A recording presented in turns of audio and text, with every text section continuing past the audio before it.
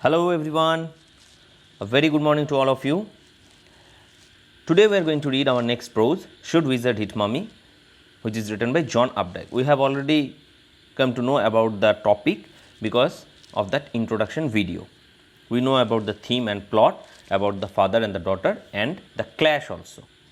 That the same kind of plot, same kind of prose the father is saying to the daughter, and regarding that ending there is a kind of clash. So, without wasting any time, let us go into the line wise explanation of this particular prose. Here is a story about the world view of a little girl and the difficult moral questions she raises during the story session with her father, right. So, there will be a clash. In the evenings and for Saturday naps like today's, Jack told his daughter Jo a story out of his head. This custom began when she was itself now nearly 2 years old, and his head felt empty. Each new story was a slight variation of a basic tale. As I said, a small creature, usually named Roger Fish, Roger Squirrel, Roger Chipmunk, had some problem and went with it to the wise old owl. The owl told him to go to the wizard, and the wizard performed a magic spell that solved the problem, demanding in payment a number of pennies greater than the number that Roger creature had. So, the problem ultimately solved by the wizard, and that wizard is demanding money, but in the same breath directing the animal to a place where the extra pennies could be found. So, also the address from where the creature Roger can get the money, that address is also provided by the wizard. I already said in that introduction video. Then Roger was so happy. He played many games with other creatures and went home to his mother just in time to hear the train whistle that brought his daddy home from Boston, right. So, very easy, there is nothing to explain. Jack described their supper, means the father.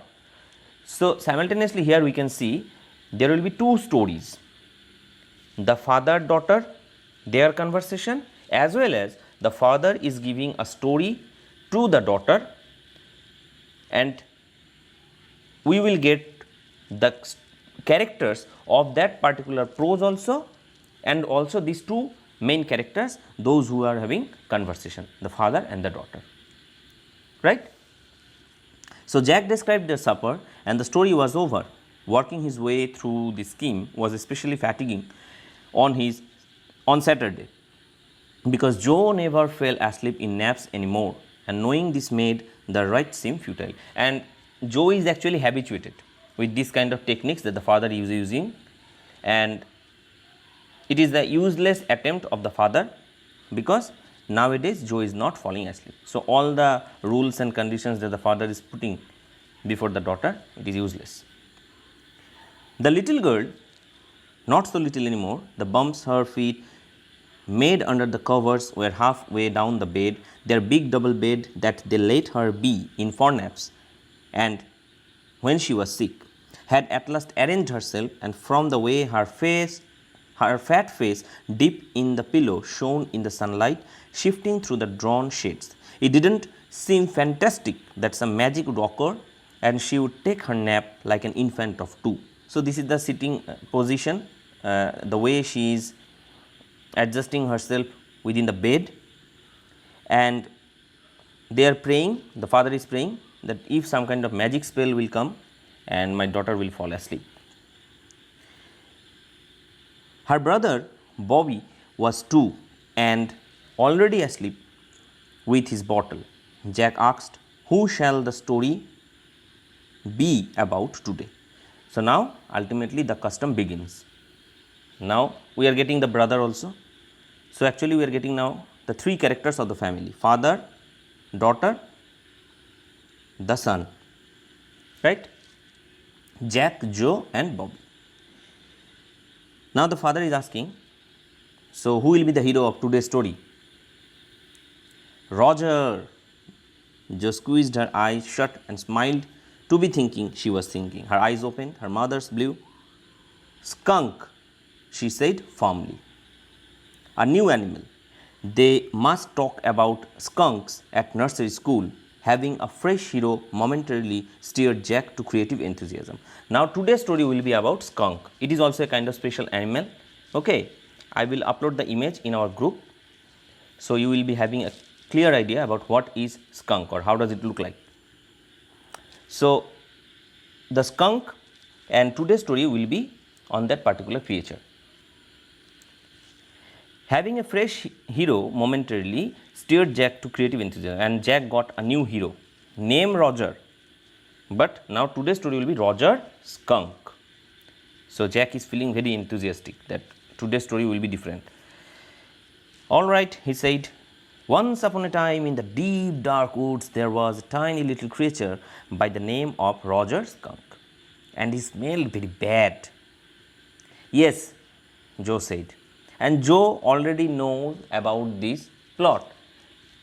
The character will be having a problem. So what is the problem of Roger Skunk? He smelled very bad. He smelled so bad that none of the other little woodland creatures would play with him. Joe looked at him solemnly. Solemnly means seriously. She had not foreseen this. Whenever he would go out to play, Jack continued with jest, remembering certain humiliations of his own childhood. So Jack can relate himself with this skunk and with the problem when he was having his childhood. All of the other tiny animals would cry, "Oh, here comes Roger's stinky skunk," and they would run away. And Roger Skunk would stand there all alone, and two little round tears would fall from his eyes. So this is the problem of the Roger Skunk, as according to the father. He is coming to play with the other creatures, and the other creatures are all running away because of that bad smell, and Roger is crying. The corners of Joe's mouth dropped down and her lower lip bent forward as he traced with a forefinger along the side of her nose the course of one of Roger Skunk's tears. So Joe can also relate. "Won't he see the owl?" she asked in a high and faintly roughened voice. Now, that daughter, she ultimately asked, won't he see the owl? Send him to the owl, because the daughter already knows about the plot. Sitting on the bed beside her, Jack felt the covers tug as her legs switched tensely. He was pleased with this moment. He was telling her something true, something she must know, and had no wish to hurry on. And Jack is not feeling good, and Jack is thinking that my daughter should not hurry on, because I am saying a story. Have your patience and listen to me. But we all know that this is the same plot, same story. So the audience, the only daughter, the listener, is already having the idea that Roger will be having a problem, and my father will send that particular creature to the owl.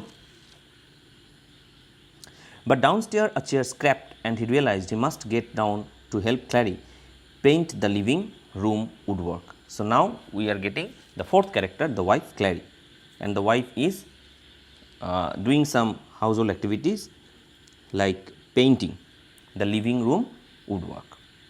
So let's stop here, and we will get to know about that particular story of Roger and also the progress of this particular prose Should Wizard Hit Mummy in our second video of line wise explanation series. Thank you.